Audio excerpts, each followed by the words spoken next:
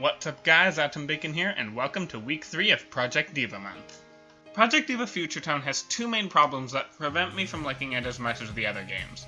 One of these is a subjective matter of personal taste and preference, but the other is a serious problem that had me genuinely scared for the future of the series for a while.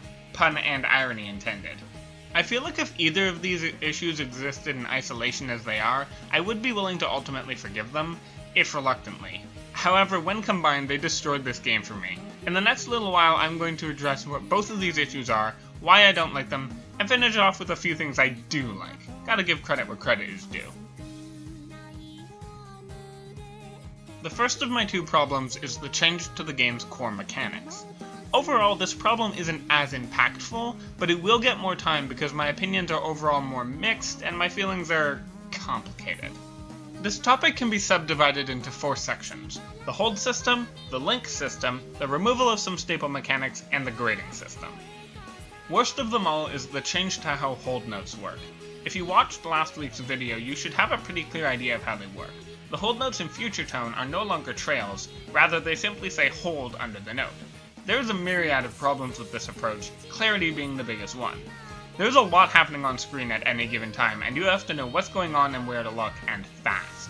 The simple word under an otherwise normal target isn't always noticeable in the chaos of high-level play, and it's easy to just treat it as a normal note.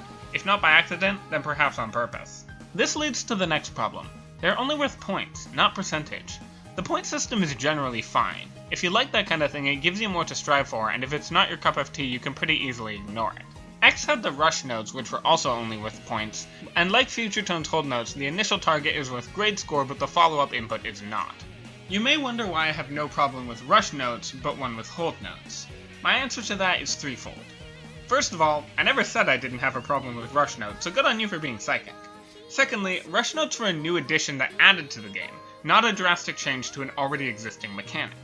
And third, rush notes were usually placed in ways such that they were the center of attention and encouraged the player to give all their attention to them, not become another thing to have to juggle. So while gathering footage, I found out I was actually wrong. Hold notes are worth percentage. I only just found this out.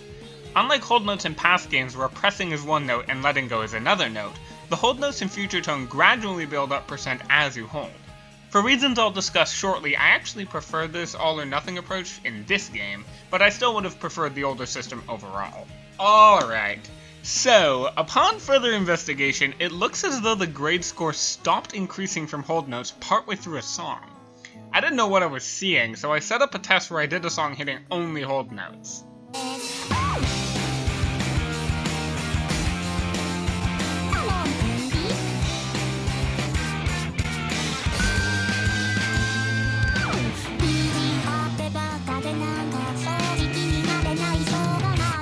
Sure enough, the hold notes arbitrarily stop counting grade score. I can only guess the reason, but my best bet is that it's based on how much hold score you gain. It wouldn't make sense to be based on the amount of the song that's passed, since they all vary in length.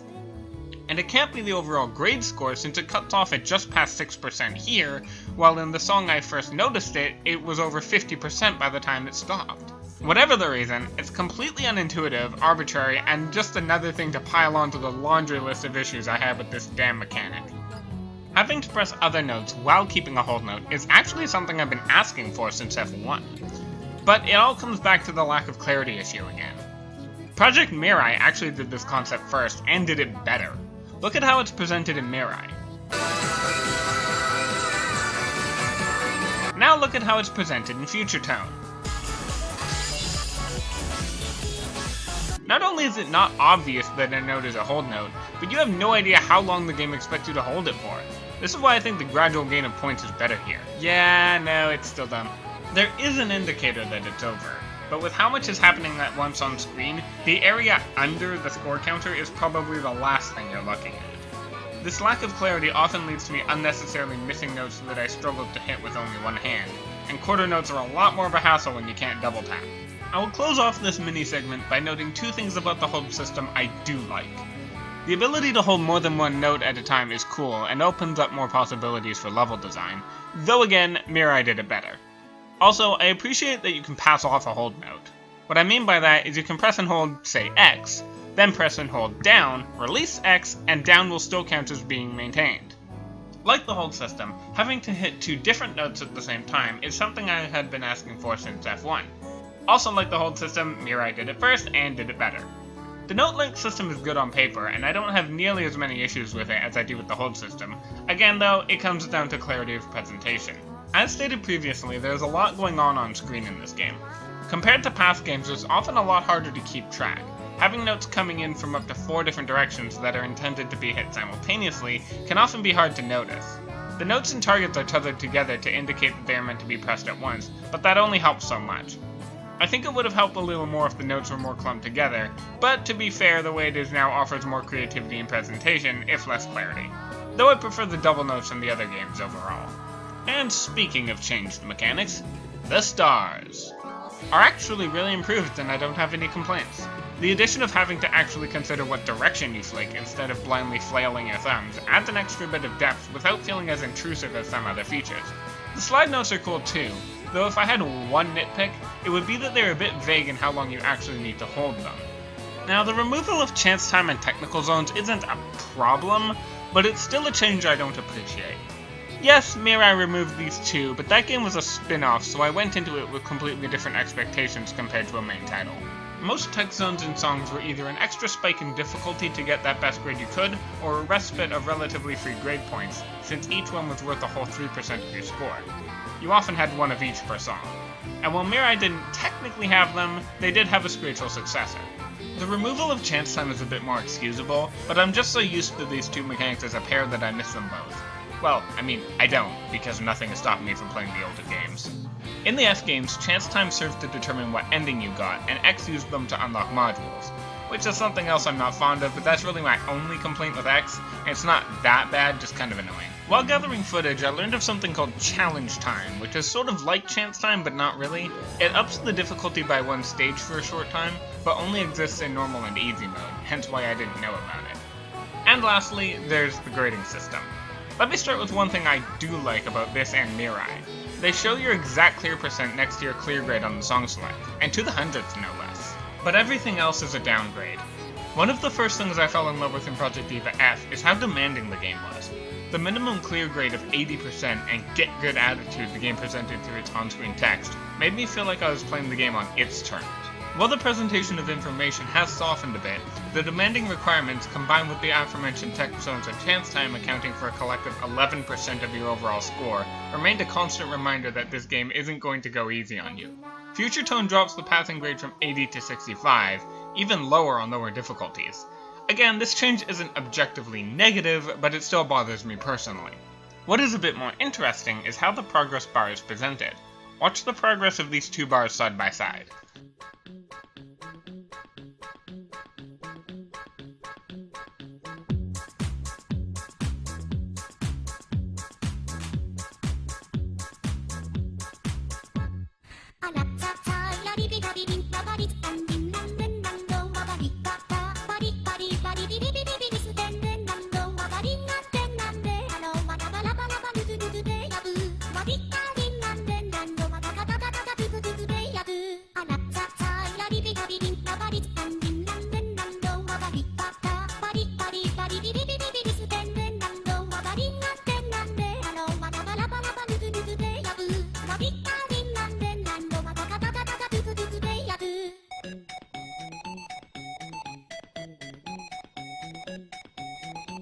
Now, I personally still prefer the more direct presentation of the older games, if only because I'm so used to it.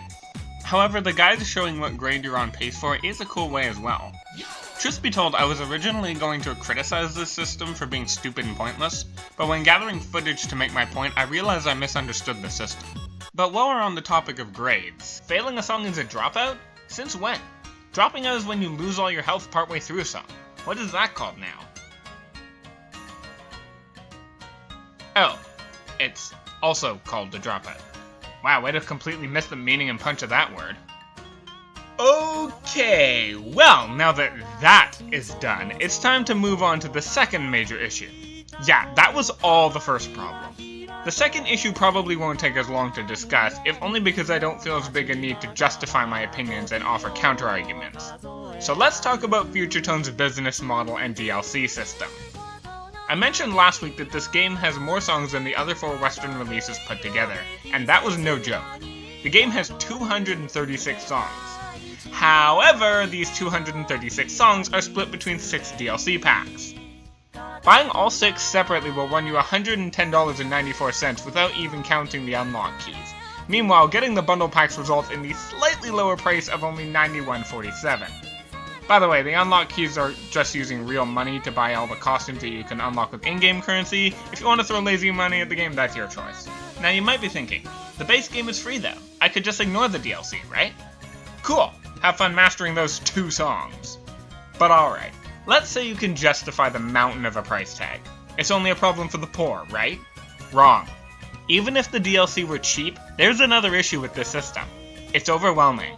Installing a DLC pack instantly unlocks all the included songs.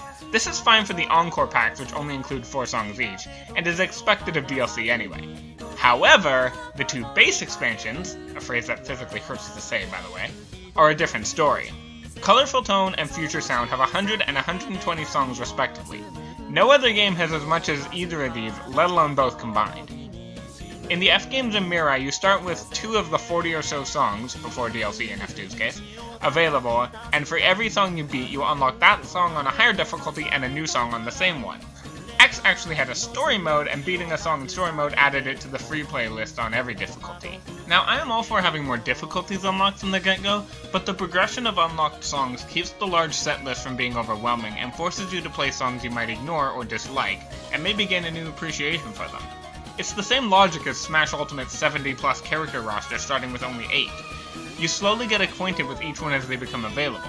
If Ultimate started with 74 characters, veterans would have flocked to their favorites and newbies would have no idea where to start.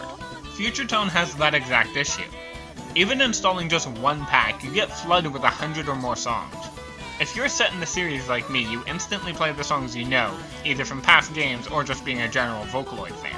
And the songs you don't like or don't know well get ignored and pushed aside.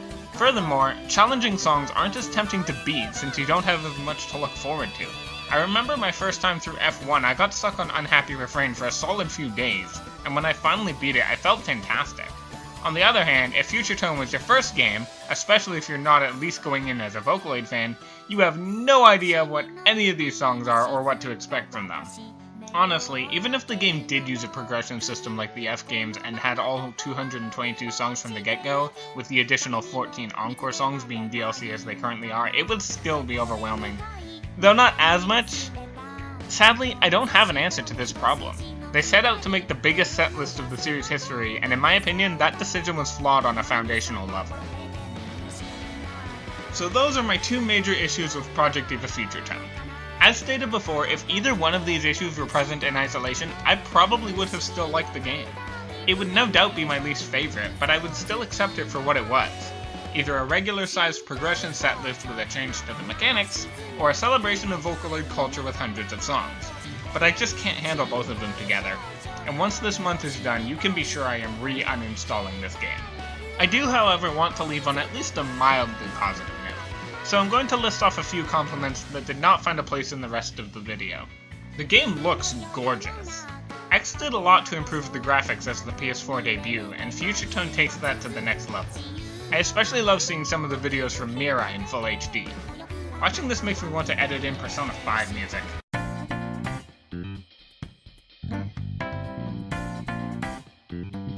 And speaking of music, the game has my favorite main menu theme of any game in the series. A tad repetitive, sure, but since you generally won't spend too much prolonged time on this menu, it doesn't get old too much. Also, the shared module system is really cool too, allowing each song to have its own costume, but also allowing you to insert your favorites with the press of a button without having to open the customization menu, also jiggle physics. And lastly, the practice feature is great for helping you master specific parts of a song. And with that all said and done, next week will be a lot more positive. See you guys next time for a look at my favorite game in the series.